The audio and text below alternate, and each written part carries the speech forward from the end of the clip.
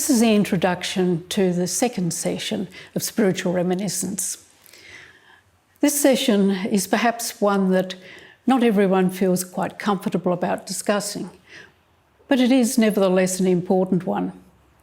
It's about spirituality and religion. Some of the questions in this touch on to the deepest things in our lives, who we are, our beliefs, what is important to us in many ways. And we have very different responses to some of the questions.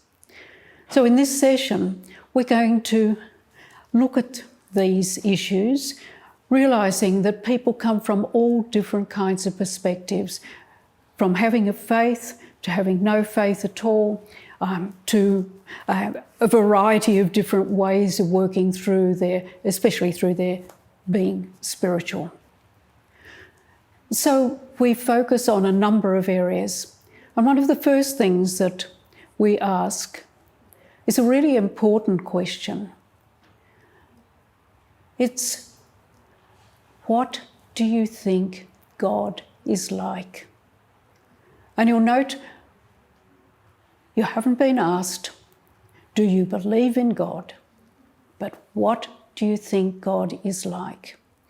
And that is a question, although I don't like to call them questions necessarily, but an invitation to conversation. And it's one that people, no matter who they are, what they're about, can join the conversation. We also ask questions like, do you feel near to God? Or if you believe in a God who's a distant God, what kind of a relationship is this? Now, for people with dementia, these are incredibly important topics. And it's the comfort they get from exploration of these topics and the care that's offered to them that's important to them in this condition. We also ask about, what about from way back in childhood? What do you remember? Did you used to go to church? Or perhaps you've never had a religious faith perspective in your life. How do you work out your spirituality in your life? It might be through relationships with other people. Perhaps it's through garden, art, poetry, music, dance, a whole lot of things that bring out the awe in your life. It may be that you use symbols in this and rituals in the whole of this that bring, again, meaning. The first session looked at meaning, and here again, in certain ways, we're looking at meaning, only we're looking broadly at spirituality and religion. Well, welcome again to our Spiritual Reminiscing group. And part of what this group's about is that it's for you. It's a place where you can come and share the things that are important to you, things of meaning. And what we find is by sharing it with others, they get to benefit, as we saw in one of our sessions. I think it was you, Tom, was sharing about how it's good to learn from others, and that's definitely what can happen here. So we're inviting you, I want to invite you to share things that you feel comfortable sharing with others. Last session we did, it was on what was meaningful in your life, what gave your life purpose. Today, the area we're looking at is spirituality and religious belief.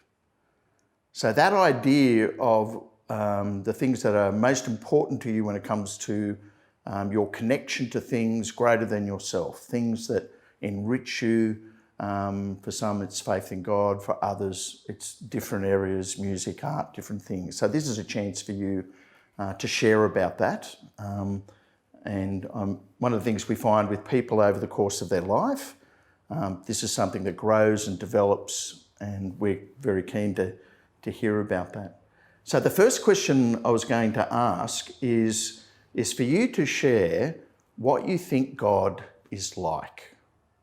So that idea of how you understand God to be. I'll give you a moment to think about it and then feel free to share.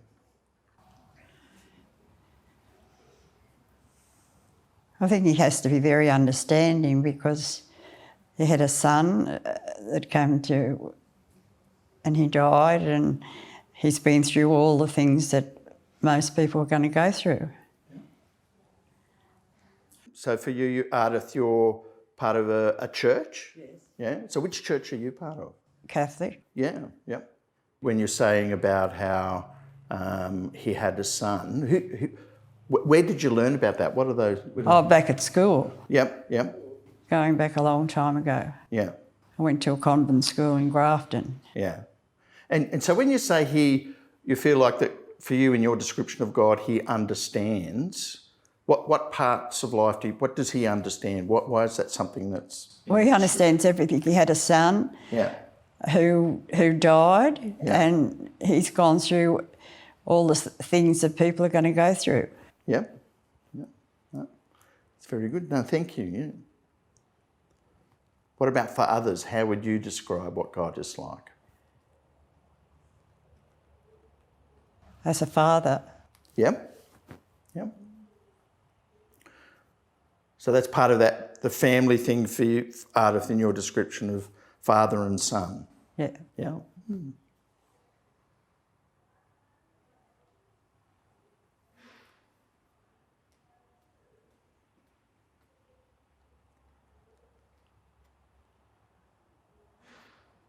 What about for you, Tom? How would you describe God? Well, it's a bit difficult to some degree, as far as I'm concerned. It's a bit of a mystery. Yep. For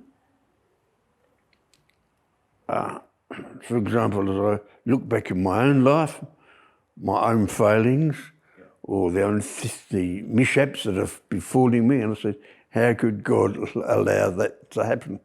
Yeah. And so there's always a questioning about the nature of God, the reality of God, and that's a continuing process. And in fact, I'm going through that now. And with when my wife left me, Yeah. and then died, and I said, how could God allow that to be when I made vows to marry her and to love her for all her life, and somehow he let this fail and fall apart. Yeah. So there's questions, there's mysteries, things to try and work out and to understand. Yeah, yeah. And how is that going for you, that process of, it's very sad to hear about some of the things you've been through, Tom. It's been quite difficult. So how do you work through that idea of doubt that you have about, that idea of God, mystery, trying to understand God in the place of suffering? Well, I don't know, that's part of the mystery. Yeah, yeah. So it's ongoing for you. It's just a thing you have to work through prayerfully, spiritually, trying to read the scriptures, trying to understand in prayer, but it's all part of the mystery. Yeah, yeah. No. Very good. Yeah. What about for you, Prue? How would you describe God?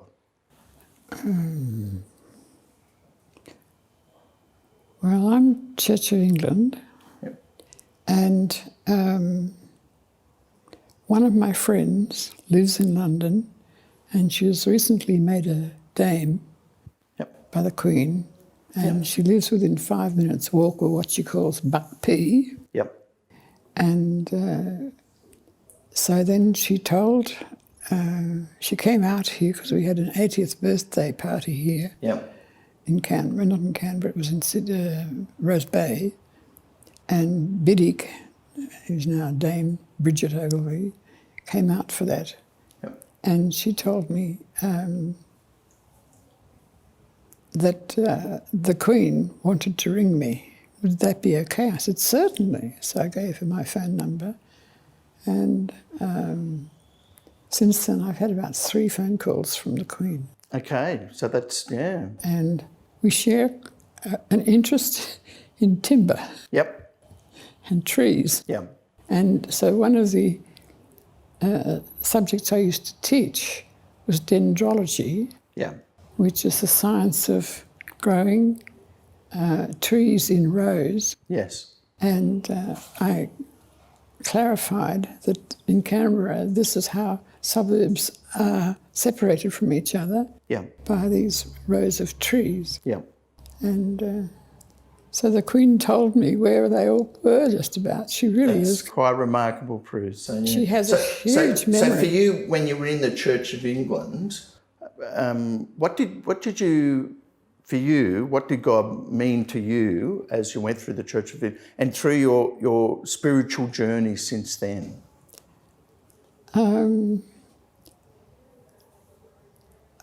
Well, I was the first whitey Yep, born in Canberra. yeah, So I've known the Church of England from birth onwards. yep, And so Have you been part of other groups outside of the Church of England? yes, Yep, yes. And a spiritual group called Subud, and Yep. that's important to me. yeah.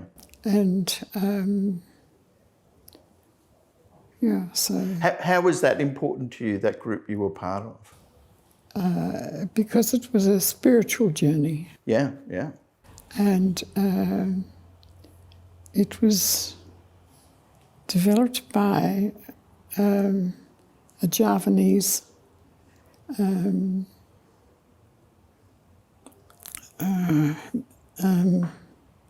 Islamic person, yeah, yeah, and it's you practice what is called a latahan, which is teaching, the teaching of this, yeah. and it's a spiritual teaching taking the form of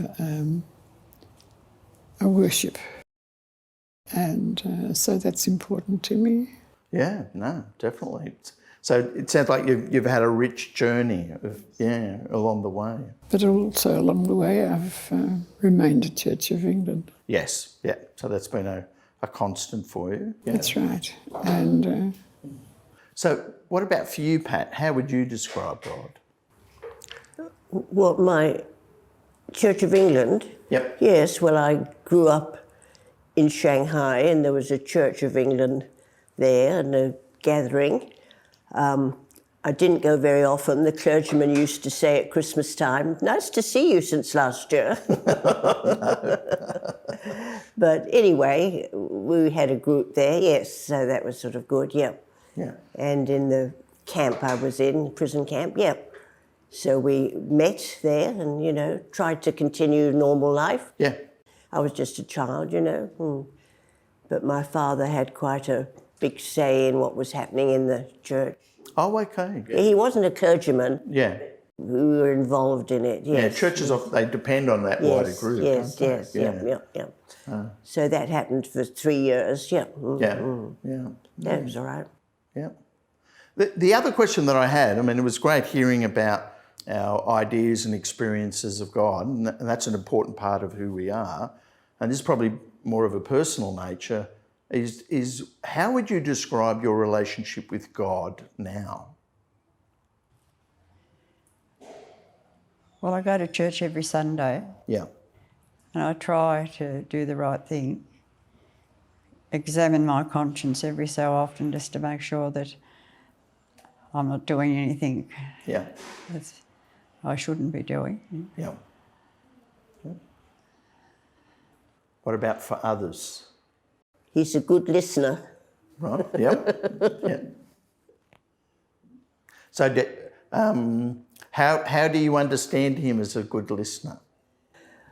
Well, when you're absolutely desperate and don't know where else to turn, you know, whether that's helpful or not, I don't know, but you sort of feel it is, yes, yep. So I've grown up with the Church of England, you know, in all my run. Well, yes, yeah. So you feel like for you, he's listening Yes. to what's happening for you? So is it through prayer or is it through... Yeah, through prayer. Yeah. Yes. Mm. But he knows everything that's going on, whether it's in prayer or just everyday living. Yeah. How does that impact on, like, what difference does that make to you? Well, you've got to examine your conscience and see that you're doing the right thing. Yeah. You find that helpful? Yeah. So when Pat shared about listening, do you feel that's an experience for you as well, like in prayer? Yes. Yep.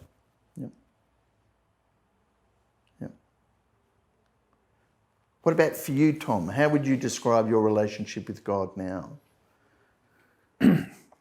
Well, the first thing, I was not brought up in a church family or anything like that. And I came into the Christian faith through the work of an evangelist who I responded to, and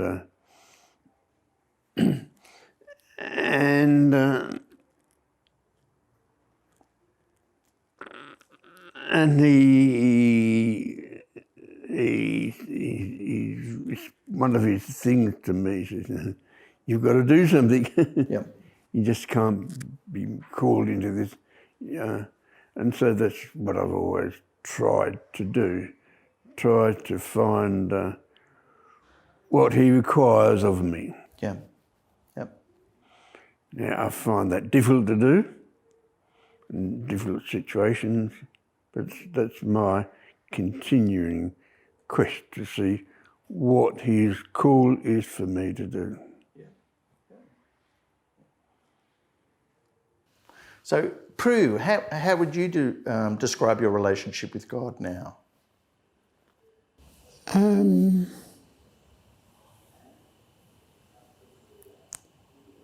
I think I like to thank him frequently. And thank you, God. Not just thanks God or whatever, but thank you, God. And I feel that that's... Are there things that cause you to thank God in that way?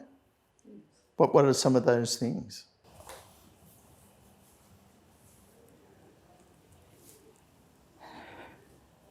When I find myself questioning various things, and so I seek his help, and I thank him for them. Yeah. Brilliant. So all of us, I know, as you've shared, we've talked about some connections with church along the way, and I know for myself, my first experiences of God and spirituality was as a church as a child. I'd be interested to know what were some of the memories you have as a child going along to church, if indeed you went along to church. Oh, we went every Sunday. Yep. Mum took us every Sunday. And I went to a Catholic school in Grafton. Boy, were they strict. Yep. They wouldn't be game to do to be as strict today. Yep. But so what was that experience like for you, Ardith? well, you just done the right thing. Yeah. You were too frightened not to, because you'd at school you'd find that you just, like if the teacher went out of the class, you weren't allowed to speak. You had to be silent. Yeah. Because you wouldn't be game to speak, because you'd get a cut of the cane or something like that, because they used to give the cane back in those days. Yeah. They wouldn't be game to do it today. No. So, but for you, did that have an impact on the way you thought about church? Oh, no, I didn't blame the church for that. That was the nuns that taught us. Yeah. They were so strict. Yeah. It was a bit hard Yeah. for children. Yeah. No, I can imagine that. Yep. What about for others? What memories do you have of church as a child? I'm sorry, I didn't quite hear the question. What memories do you have of going to church as a child? I can still remember the priest in Grafton, Monsignor Hennessy. Yeah. What stood out about him? Oh, he's a good preacher. Yeah, yeah. Well, in my case, we didn't go to church. Right, yeah. Okay, yeah. So when did you first start going? I came under the influence of this evangelist Oh, okay, yeah. who had a passion in the good words for young men. Yeah. Made his mission in life to convert young men. So that happened for you when when I was a that? teenager. He was about 16 or 17 years. Yeah, yeah, yeah. What did your family think about that? They weren't very impressed. Yeah, They weren't very impressed. yeah, And so that was a little battle in my life. yeah. But it was important for you. Yeah, it was important to me to maintain it. And I felt the truth of what he preached and so I received it and continued on. Yeah. What about for others? What were your memories of church? Well, I was at a boarding school at a very early age. My parents were overseas, so I sort of grew up knowing that Sunday was church day and one thing another, and so just got used to it, yeah. Yep. Yep.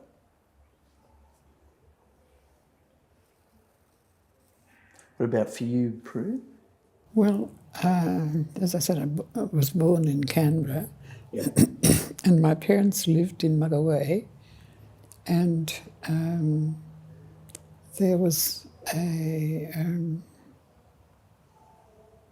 landscape gardening association that Mum joined, and so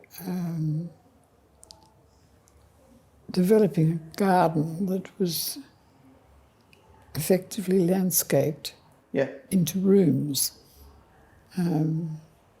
So that enabled. I was particularly interested in that, and my mother taught me music when I was 3, Yes.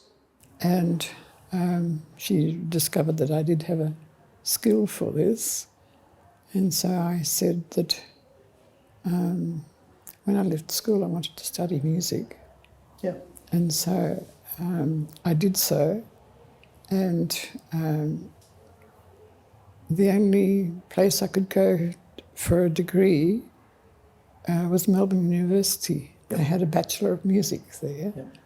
And so I went to Melbourne University and became a professional musician. Yeah. And so I had a life of nearly 60 years playing in orchestras all over the world. Yeah.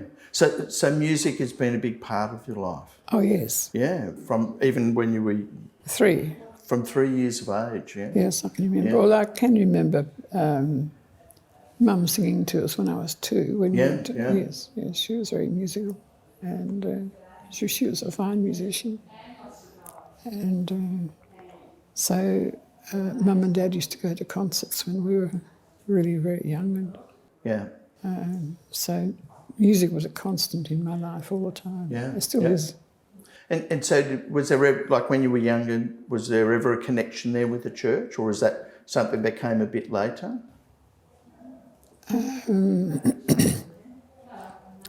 Well, yes, we'd go to St Mark's Yep. in Canberra. Yeah. And sometimes we'd go there for events like birthdays or whatever. Yeah. No. Certainly. Yeah. So, I mean, as I said, we have different experiences of church when we were younger. I'd be interested to know about your experiences of churches now, because I know some of you, I've seen you come along to the church services we hold here. So how would you describe what church is like for you now? Well, I keep saying the prayers that I learned years ago. Yeah. Yeah. And why do you do that, Ardith? What? Just to, I don't know, try to keep good. Yep. Yep. I don't know. I don't mean that, you know. But You say you find them helpful? yes. How do you find them helpful? Well, if you're thinking bad thoughts, you change your way of thinking. Oh, I see. Yeah. Oh, I could see that. Yeah. That would be very helpful. But I enjoy our services, our Tuesday night services. What do you enjoy about them? Well, I enjoy the good old-fashioned hymns. Yep. I enjoy the preaching, Yep. even though from a Baptist. No, but I just enjoy the whole thing. Yep. To me, it's important. Yeah. What about fathers? Good old-fashioned hymns. So you find that's Yes. something you enjoy? Yes. Enjoy that, yes, yes. Yeah. Yes. Makes you feel the place is perhaps normal Yes. when we're in a prison. Yeah. Yes, yes. So So it's good the services come here, you know. We don't have to try and get out to it. Yes. we definitely yes. try to provide that Yes, for people. yes, it's great. Yeah. Yep. Appreciate it, yeah. Yeah. So what about for you, Prue? What is church like now for you? Well,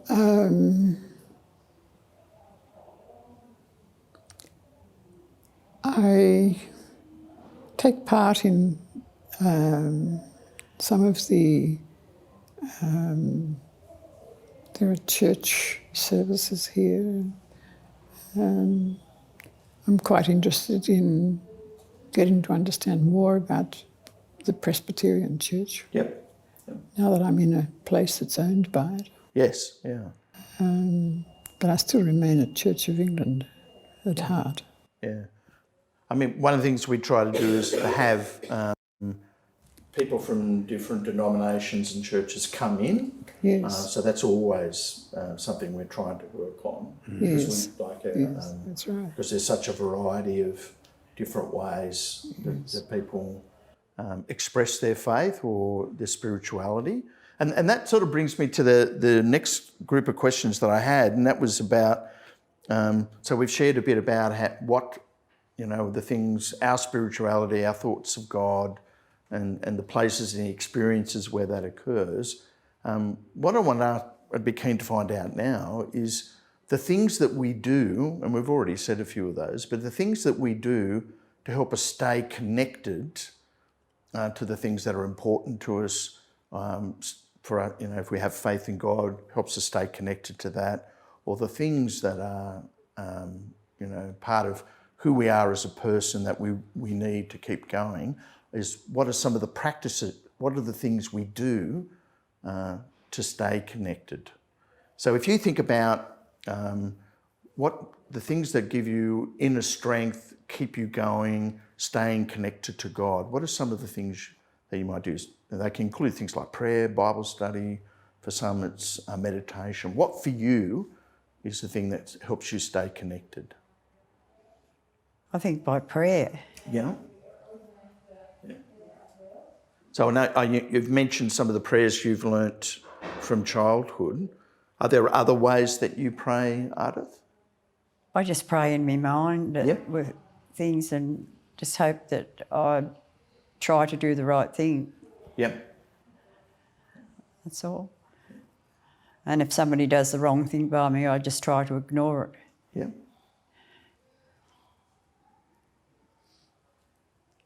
What about for others? Yes, I think I was... my family came out in the First Fleet. Yep. And so there's been a continuous interest from that time on about a lot of things about Australia and place in the world that Australia was and is. And my father was ordered by the Governor-General and the Prime Minister, who's a solicitor, to come to Canberra and to practice law here. Yep. So he had no choice in the matter. You don't disobey a Governor-General and a Prime Minister readily. So we came to Canberra. So that's how I came to be born in Canberra. And he was, he was considered the best solicitor in Australia. And the house we lived in Mugga Way was sold for $475 million because of his reputation as a scrupulous man and who believed in what he was doing. Yep. Yes. So that was quite a strong influence. Yeah, yeah. No, I can imagine, yeah. So you've mentioned music as being something that's a big part of your life. What do you... how do you practice music now? Well, I no longer perform. Yeah. So I've given up on that. I played oboe in orchestras. Yep. So the last time I played in an orchestra was when I lived in Greece for 3 years. Yep, yep. And the orchestra there was run by a composer-director, yep. And it was a community orchestra, so I didn't make a living from that. Yeah. And so Kim Beazley was the ambassador to Greece, and he organised for me to do a course in teaching English as a second language. Yep. And so that's how I was able to live in Greece for 3 years. Yes. My son Dimitri was born in Greece, and he's not about to go back to Greece anytime soon because he would have to do his national service. Yeah. So, but he's also a full-time musician. Yep. And he teaches music in schools that teach children music from years 2 to 12. Yeah.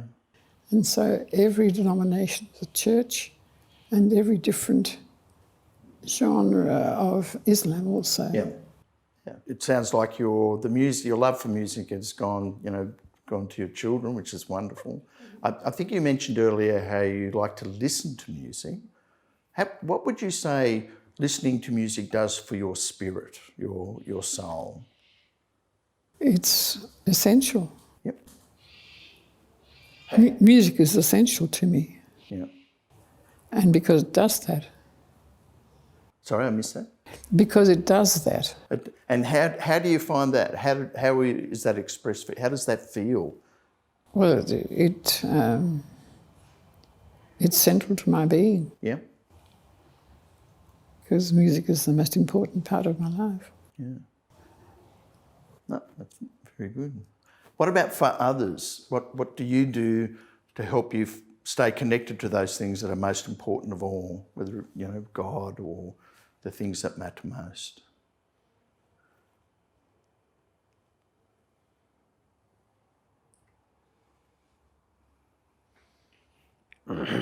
One of speaking to myself, and I know I'm a big gas bag. I always saying the wrong thing, putting my foot in my mouth. So I spend half my time trying to work out how to apologise and be sorry, and make up for saying the wrong thing. And that's a big part of my life, just trying to sort things out.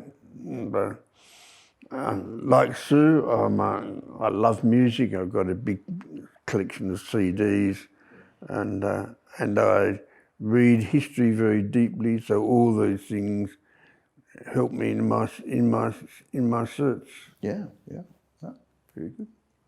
What about for you, Pat? Is there things you do that help you have that inner strength, that connection to the things that matter most?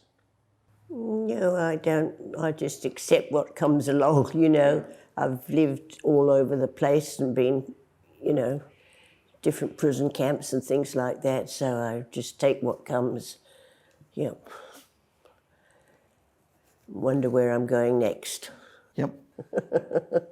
Understand.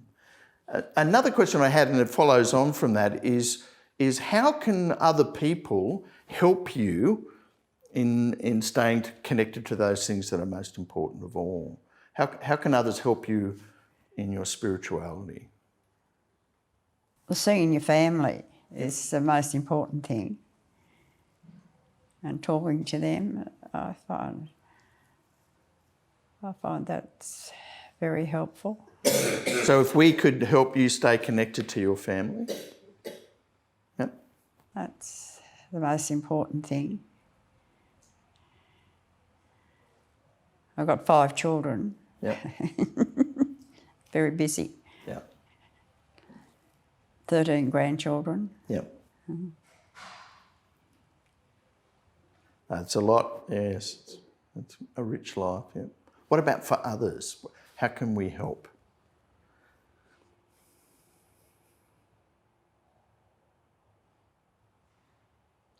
Well, it's up to us to go and find help. Yep. Go to this church service and see what is there and try and get something from it, you know. Yep. And it's there, we've got to attend, Yep. you know, not just sit at home and do nothing. No. Yep. No, that's definitely an important part of it, yeah, I would agree. Yeah. But for me, it's important that people just want to talk with you and share with you. Yep. Often I find the carers come in and sit down, and I know they're wasting their time, but it's so wonderful. They just want to talk to me about their family and where they come from, at what place, and I relish that, and to me that's important and good. Yeah, that's very good. What about for you, Prue? How can others help you stay connected to the things that matter most?